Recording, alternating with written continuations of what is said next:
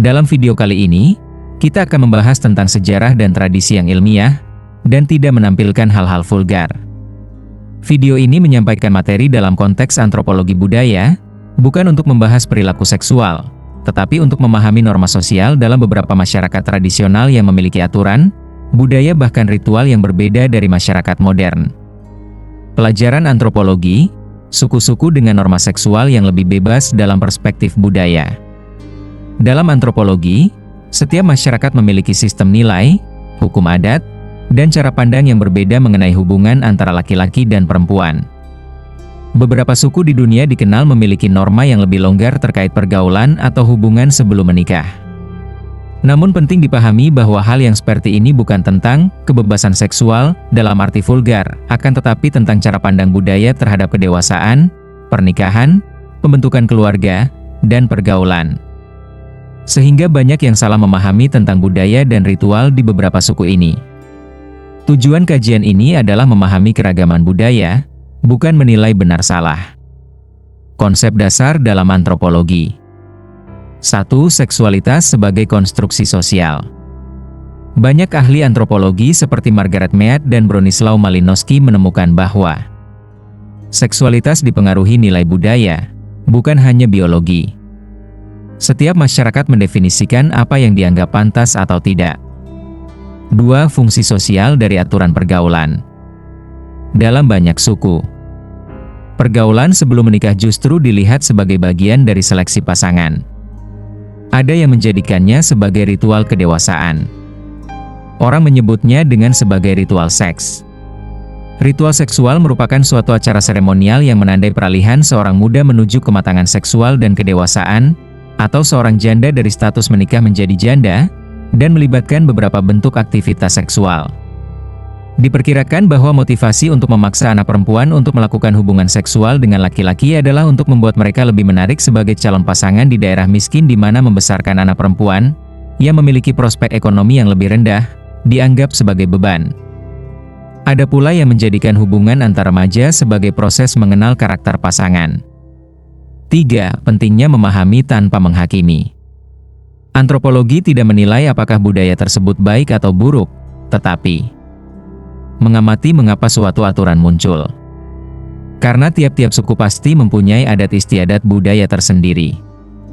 Bagaimana aturan itu berfungsi dalam survival sosial suku tersebut. Contoh suku dengan norma pergaulan lebih longgar atau kajian akademik.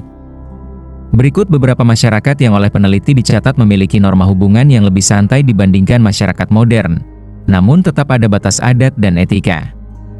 1. Suku Trobriand atau Papua New Guinea. Di dalam suku ini memiliki ciri budaya. Remaja diberi kebebasan bergaul dalam bell house dan girl house. Kebebasan dalam hubungan seperti ini merupakan kebiasaan dalam suku ini. Karena kebebasan berhubungan merupakan suatu adat tradisi bahkan menjadi ritual. Jadi melakukan hubungan seks sebelum menikah tidak dianggap tabu. Pernikahan justru dianggap sebagai kesepakatan antara dua keluarga, bukan hanya dua individu. Tujuan dari ritual dan adat seperti itu fungsinya mengizinkan remaja menemukan kecocokan sebelum membuat keputusan besar berupa pernikahan. Yang pada akhirnya berfungsi mengurangi konflik rumah tangga akibat pasangan yang tidak cocok. Kepulauan Trobriand, yang berada di Papua New Guinea, telah menjadi salah satu wilayah paling menarik bagi antropolog dunia sejak abad ke-20. Hal ini terutama karena cara pandang masyarakatnya terhadap seksualitas, cinta, relasi sosial, dan struktur keluarga sangat berbeda dengan budaya barat maupun mayoritas budaya Asia. Kajian paling terkenal tentang suku ini dilakukan oleh antropolog Bronislaw Malinowski, yang mendokumentasikan bagaimana seksualitas dan perkawinan memiliki fungsi sosial yang spesifik dalam masyarakat Trobriand, bukan sekadar aktivitas biologis atau tabu. 1. Seksualitas sebagai bagian dari kehidupan sosial, bukan hal tabu. Berbeda dengan banyak budaya yang menempatkan seks sebagai sesuatu yang harus ditutupi atau dibicarakan secara terbatas, masyarakat Trobriand memandang seksualitas adalah bagian alami dari perkembangan manusia. Remaja sejak usia tertentu diperbolehkan menjalin hubungan romantis. Pembelajaran sosial tentang kedewasaan sering dimulai dari interaksi pergaulan.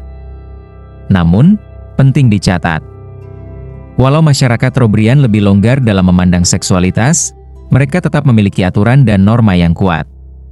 Seks bukan sesuatu yang bebas tanpa batas, melainkan diatur oleh struktur budaya dan adat. 2 rumah bujang, bakaleli, dan proses pergaulan remaja. Dalam tradisi Trobriand, remaja memiliki ruang khusus yang disebut buku matula atau rumah bujang gadis, tempat mereka bersosialisasi, belajar mengenal lawan jenis, dan memahami peran sosial menjelang dewasa. Di tempat inilah remaja lelaki dan perempuan dapat membangun kedekatan emosional. Hubungan antar pasangan dianggap bagian dari proses menuju kedewasaan, bukan bentuk penyimpangan.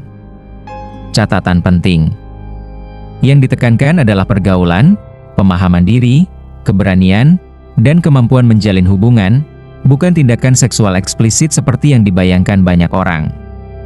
3. Cinta, pesona, dan simbol-simbol romantis. Masyarakat Trobriand punya cara unik menunjukkan ketertarikan. Pakaian, wewangian, dan hiasan tubuh.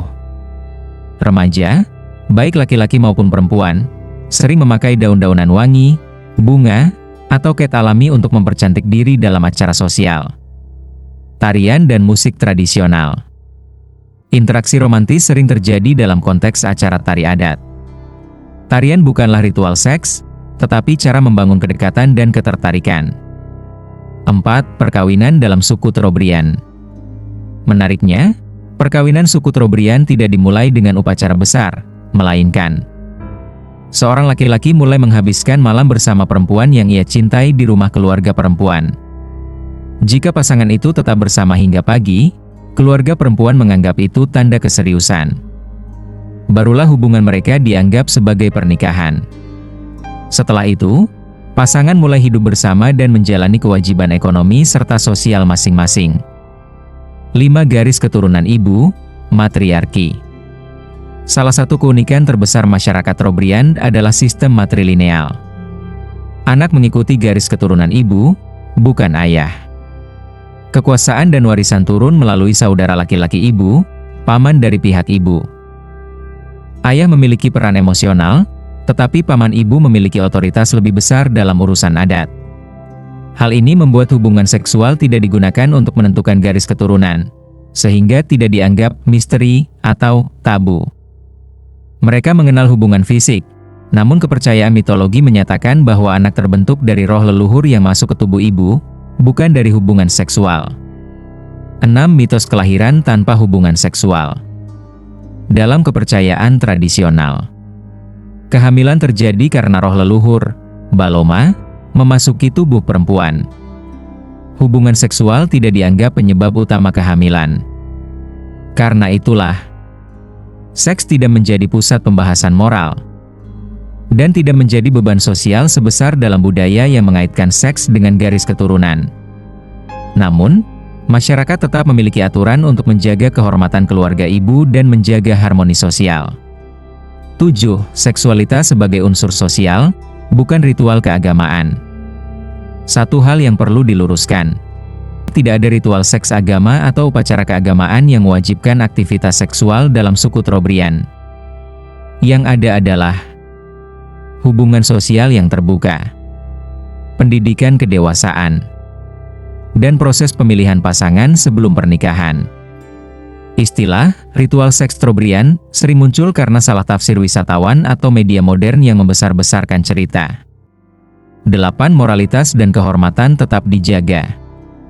Meski tampak bebas, masyarakat Trobriand tetap sangat tegas dalam beberapa hal. Perselingkuhan setelah menikah dianggap pelanggaran serius. Hubungan dengan anggota klan sendiri adalah tabu keras. Kehamilan tetap dihormati sebagai bagian suci dari lingkaran leluhur. Artinya, mereka bukan masyarakat yang bebas sepenuhnya, melainkan memiliki sistem nilai yang berbeda dari budaya umum dan tetap dijalankan secara disiplin. Kesimpulan besar, budaya hubungan dan seksualitas Trobriand bukan ritual seks, bukan pesta liar, tetapi bagian dari sistem sosial yang tertata, berfungsi untuk mendidik remaja menuju kedewasaan, dan mendukung struktur matrilineal mereka. Cara pandang mereka lebih natural dan sosial, bukan tabu atau tersembunyi. 2. Suku Muria atau India.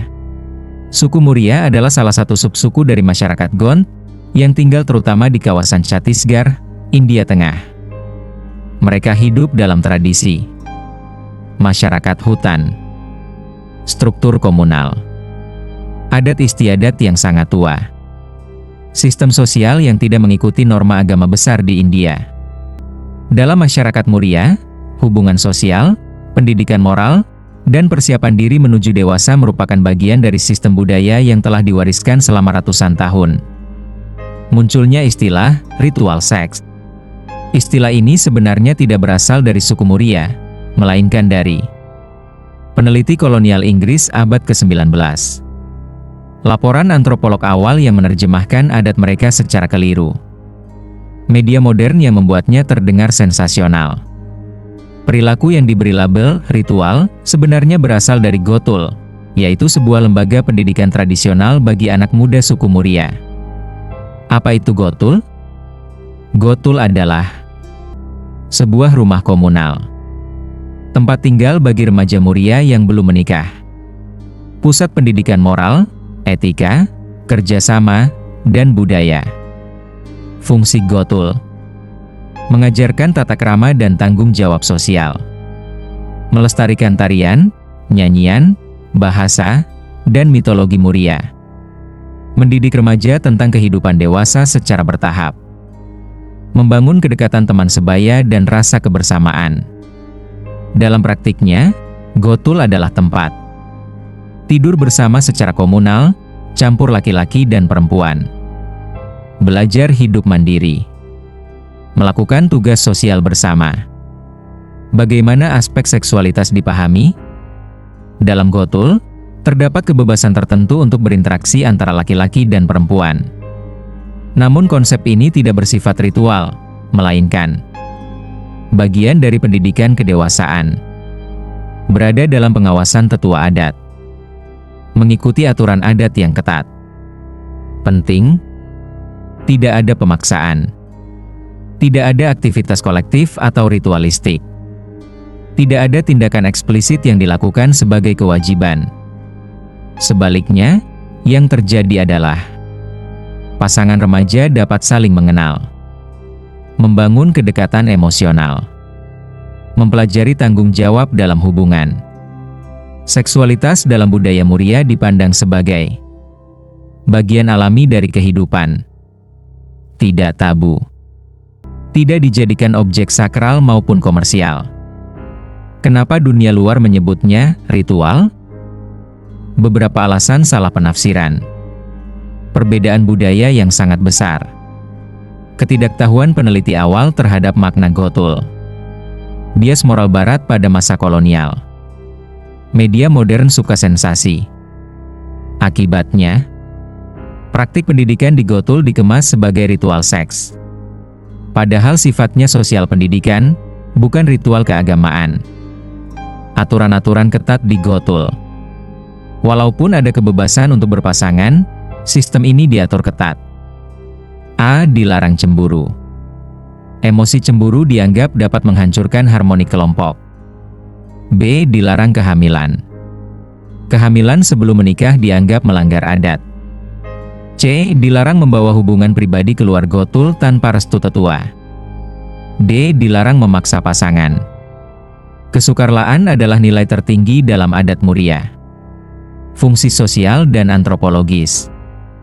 Gotul berfungsi sebagai sistem pendidikan karakter, pencegahan pernikahan dini, tempat anak muda mempelajari tanggung jawab moral, sarana mempersiapkan hubungan dewasa yang sehat, penjaga budaya suku Muria.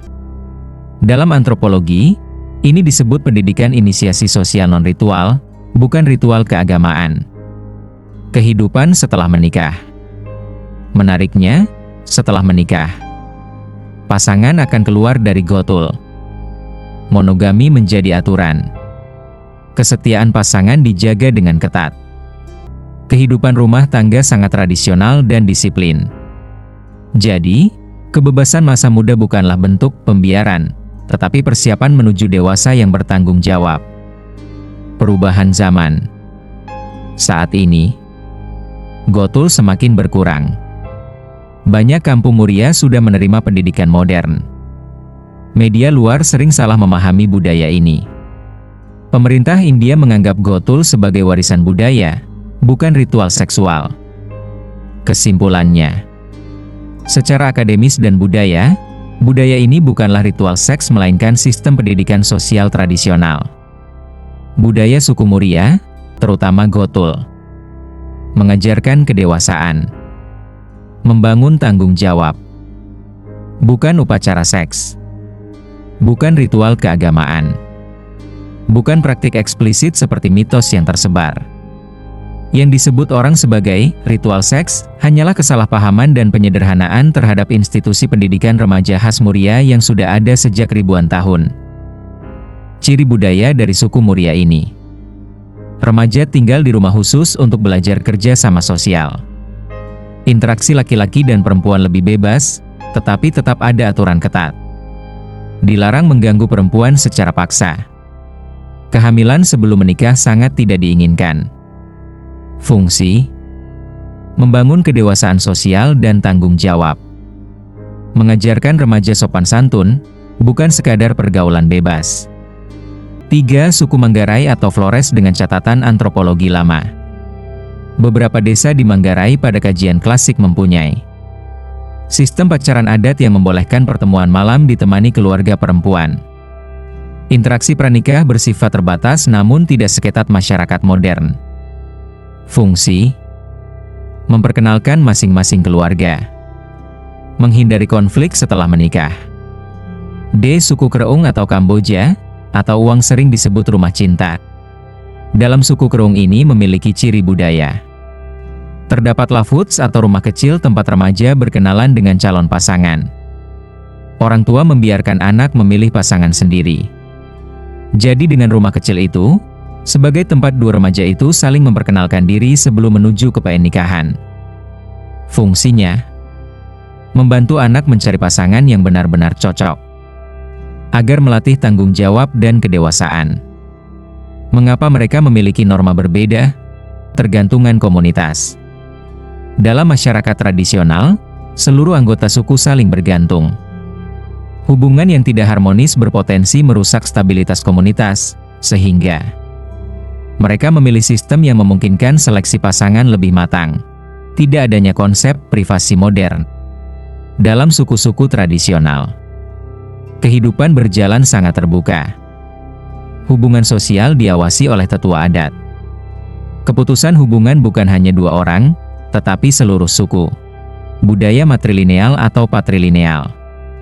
Perbedaan garis keturunan mempengaruhi tanggung jawab orang tua.